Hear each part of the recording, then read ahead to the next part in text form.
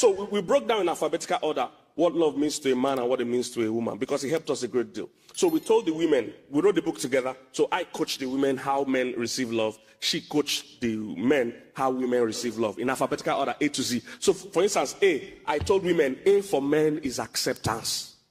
Men love acceptance. This is why in most cultural settings, there's a big battle between wife and mother-in-law. The reason is because if a man knows that there's somebody in this earth that will accept him no matter what, it's his mom. Mothers give unconditional love to their sons. No matter how horrible that boy is, his mom will support him. But you see, his wife gives conditional love.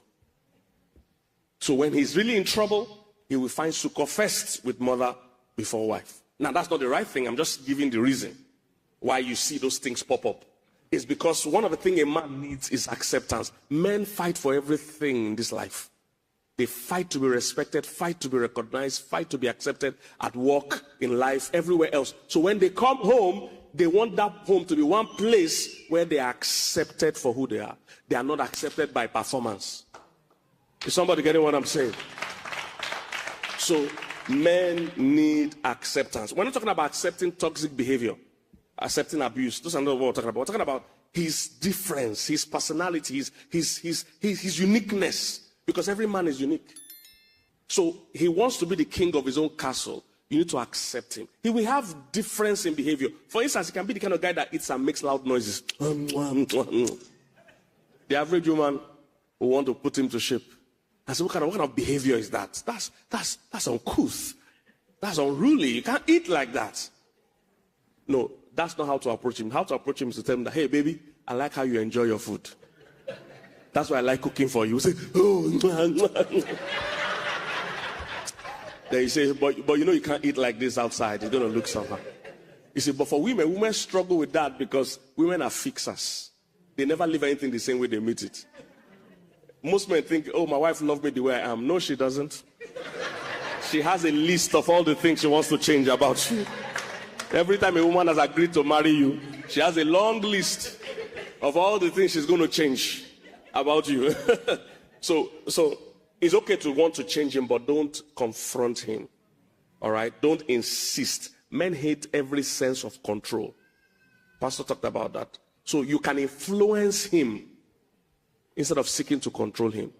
So that's why men hate confrontation. Don't approach him as if you want to force him to change today. Instead, always come as an ally. Be by his side. Acceptance. Is he making loud noises? Enjoy it.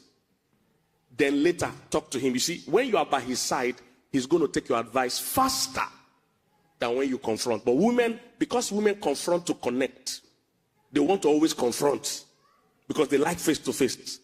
It doesn't work like that for men. Men like side by side. Once you are by his side, he sees you as his body. He can take any advice from you. He's no more an issue of defense. When you confront, he has only one reaction, defend. He's a warrior. When you confront, men see confrontation as an act of war. In the Old Testament, Pastor knows this. In the Old Testament, when two kings say, let's meet face to face, what they mean is that let's go to war. Because that's how men see face-to-face confrontation. It's an act of war.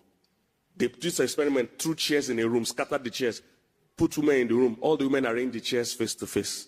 That's how women like to communicate. Scattered the chairs again, threw men in the room. All the men arranged the chairs side by side. That's why most chairs in a bar are like that. Face one direction, side by side. Men open up more when there are people by their side, not confronting. Is somebody getting what I'm saying? So, acceptance. And why is this important for you as a woman? Listen, if you're a woman, you are given the gift of fantasy. And it's a good thing. You have the gift of fantasy. So, when you are a young woman, if you have a responsible father, that becomes the image of a husband you have. If you have an anointed pastor like you do, a great man of God like you do in this house, that becomes the picture of a man you have. A man that can pray like this, that can search the word, that can love his wife the way he does. That becomes your picture. If you work in a big corporation where the boss has 3 or 4 businesses, a millionaire, that becomes the idea of a man that you have. But now, this is the man that wants to marry you. The reality of the man is a new Christian. He doesn't know more than 2 Bible verses. He cannot pray like pastor. He doesn't own any business. It's just managing a job. You see, managing that dream or fantasy and this reality is the acceptance. You need to know that these people up here, somebody has worked with them and on them to get to this stage. That's why amongst loose girls, married men are preference. They want one that somebody has worked on. These raw material ones, it's going to take a while. And again, we don't have patience. So acceptance is big for men. A for women, we dealt with in this book, is attention. Women like attention. Women do everything they do for attention. So you can't marry a woman and not have time for her. You must be able to talk with her, notice her, spend time with her. If she's in the kitchen, go and hang out. If she's in the bathroom, go and hang out. Except when she wants to be alone. Other than that, she likes attention. Notice her. She can't come in from making her hair and the first thing you ask is, where's my food? No, keep your phone down. Notice that she has changed something about her looks. You see, and women don't need all of your attention. They just need your full attention. What does it mean? She doesn't need 24 hours, but these 10 minutes we are talking, put everything aside and let her feel she's the only thing that matters. That's all she needs. It might be 10 minutes. Once her attention tank is full, she will free you to do every other thing you want to do. But what happens in love homes is that they are talking for 24 hours, but she never gets full attention. He's doing other things while he's talking to her. So after a while, she gets frustrated and an argument starts. And the man is saying, I don't know why you always argue with me. You always look.